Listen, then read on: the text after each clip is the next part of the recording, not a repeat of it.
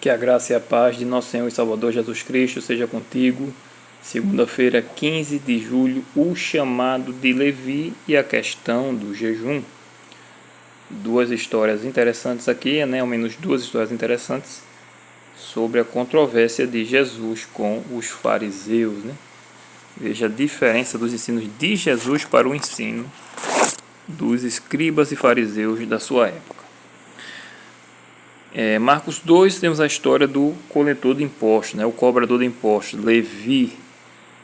Os coletores de impostos, eles eram impopulares, porque eles trabalhavam para Roma. E nisso, alguns se aproveitavam para cobrar mais do que o necessário e se enriquecer às custas de seus compatriotas. Não sabemos aqui se era o caso de Levi. O de Zaqueu, sim, era o caso. De Levi, nós não sabemos. Levi, que no caso aqui se eu não estiver enganado, é Mateus, porque vemos esse mesmo chamado lá em Mateus 9, verso 9, e também em Lucas 5, verso 27 e verso 28. Aqui diz que ele ia passando, viu a Levi e disse: segue-me. Ele se levantou e o seguiu.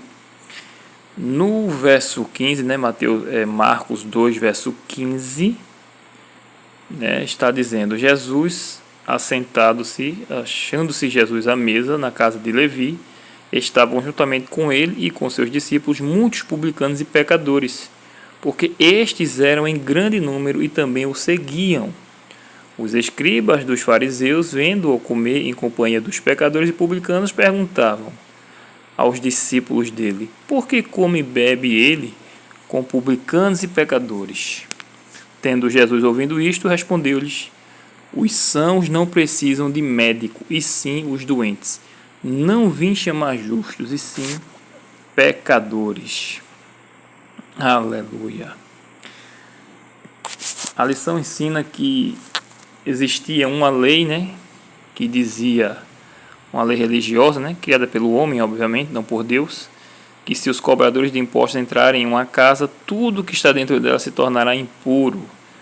Por isso que não é de se surpreender que os escribas tenham questionado a Jesus com desaprovação, porque ele come e bebe com publicanos e pecadores.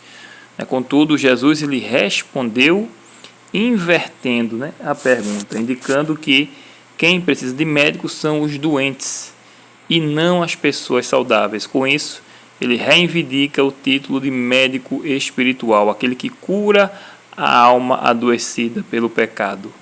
Um médico, afinal de contas, não deve ir aonde estão os doentes. E aí, em Marcos, do verso 12 ao 22, temos do verso 18, aliás, ao 22, Marcos 2, temos a questão do jejum. Ora, os discípulos de João e os fariseus estavam jejuando. Vieram alguns e lhe perguntaram: por que motivo jejuam os discípulos de João e os dos fariseus, mas os teus discípulos não jejuam? E aqui a lição comenta o seguinte, antes de eu ler os versos, diz o seguinte, deixa eu ver aqui. Algumas pessoas perguntaram por que os discípulos de Jesus não jejuavam, quando os discípulos de João Batista e os fariseus o faziam. Jesus respondeu com uma ilustração ou uma parábola com relação a uma festa de casamento. Um casamento seria estranho se os convidados jejuassem, Jesus, no entanto, predisse que um dia o noivo seria tirado. Ou seja, como uma festa, no caso aqui de um casamento, não combina com ficar sem comer, Então Jesus respondeu: porventura podem jejuar os convidados para o casamento enquanto o noivo está com eles? Durante o tempo em que estiver presente o noivo, não podem jejuar. Dias virão, contudo, em que lhe será tirado o noivo, e nesse tempo jejuarão. E aqui mais um contraste depois dos ensinos de Jesus com dos fariseus, que não estavam dispostos a se submeter aos ensinos de Cristo, que veio dando luz ao que foi escrito pelos profetas. Ele diz: ninguém costura remendo de pano novo em veste velha, porque o remendo novo tira parte da veste velha e fica maior a rotura. Ninguém põe vinho novo em odres velhos. Do contrário, o vinho romperá os odres, e tanto se perde o vinho como os odres, mas põe-se vinho novo em odres novos. Os líderes da época, né, eles não estavam dispostos a abandonar o seu modo de pensar sobre a religião e as suas tradições. Veja que mesmo eles tendo a religião verdadeira, eles ainda assim conseguiram ser cegados e ficar em trevas, né?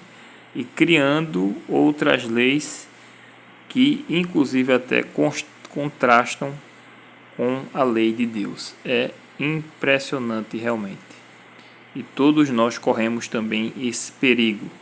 Por isso que é importante mantermos comunhão com Deus por meio de oração, pedindo humildade, confessando os pecados, reconhecendo que não somos nada nem ninguém e estudando a sua palavra. Amanhã, na terça-feira, nós veremos Jesus como o Senhor do sábado. Deus te abençoe, em nome de Jesus. Amém. Ele é Jeová, o Deus da criação. Ele é Jeová, Deus poderoso.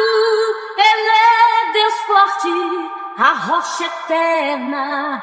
Ele é Jeová, teu Deus, teu Salvador. Ele é o grande sim, o Deus de Abraão. Jeová Shalom, o Deus da paz eu sou, o Deus de Israel, o Rei eterno.